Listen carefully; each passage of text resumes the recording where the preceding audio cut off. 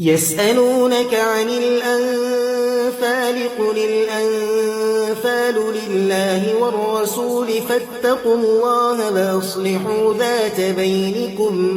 وأصلحوا ذات بينكم وأطيعوا الله ورسوله إن كنتم مؤمنين.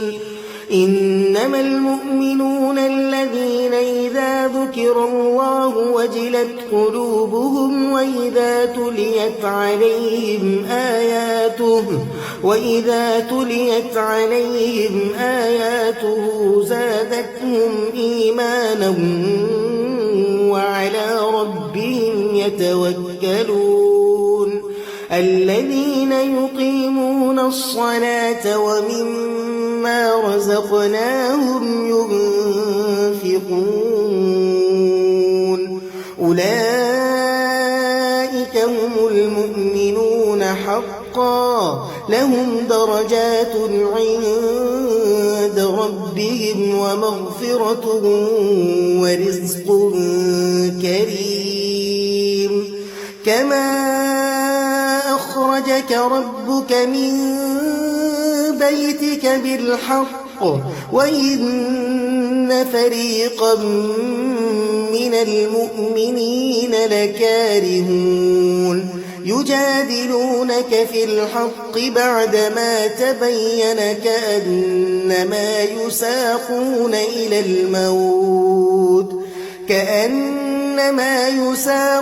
إلى الموت وهم ينظرون. وإذ يعدكم الله إحدى الطائفتين أنها لكم وتودون أن غير ذات الشوكة تكون لكم ويريد الله أن يحق الحق بكلماته ويقطع دابر الكافرين. ليحق الحق ويبطل الباطل ولو كره المجرمون. إذ تستغيثون ربكم فاستجاب لكم أني ممدكم بألف من الملائكة